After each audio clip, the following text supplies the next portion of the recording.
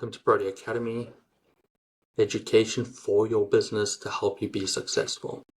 My name is Zane Stevens and I'm the founder of Protea Financial. As you might know, Protea Financial focuses in providing accounting services to the wine industry.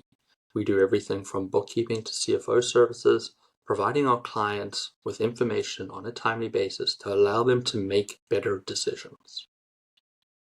Part of my role at Protea Financial is not just business development, people, and some client work. I also use a lot of my time to make sure I'm educated on what is going on in the industry to provide insight and feedback. In January 2025, I've already attended 2 wine industry conferences. The first one was the Texas Hill Country Wine Symposium, which was my first adventure into Texas as well as that wine industry, as well as attending Unified Wine Symposium.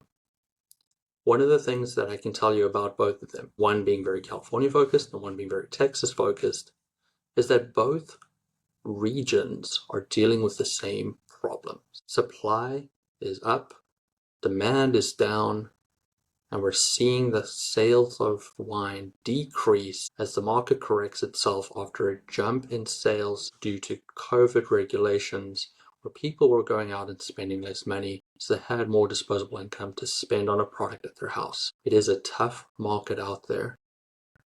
It was noted at Unified Wine Symposium that this is the year of uncertainty. There's a lot of unknown unknowns affecting us at this point in time. And it is very difficult to set yourself apart.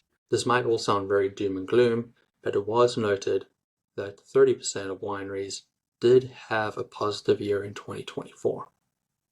But that does tell you that there is a large percentage of the market that did struggle. You will note that one of the biggest issues for the space right now is that growers are really struggling because of the lack of demand. Vines have been planted over the last few years, which are coming online, and there's a lot of acres out there that don't have a home in a wine bottle. A lot of growers don't have long-term contracts, and a lot of growers have seen people decide not to take grapes. This leads to very, very difficult situations at harvest time. Do we pick it and hope we can sell it, or do we let these grapes grow and die on the vine? Both options were taken in 2024, but for the second year in a row, we've seen a lot of grapes just being left to die. With this occurring 2 years in a row, it does create a situation where people have to make a decision. Do I keep these vines? Do I farm these vines? Do I get rid of these vines? These are very, very tough decisions because these growers would have invested a lot of money to make sure vines were available to sell grapes to wine producers. But it is very clear from the data out there that there is an oversupply of grapes. And even though a large quantity of these grapes were pulled from the ground in 2024, it was not enough. There would still need to be significant pulling of vines in 2025 to help the market get back into balance. But the tricky part is that balance continues to move. Finding a balance of how many vines we actually need to match the demand of the market is a constantly changing formula.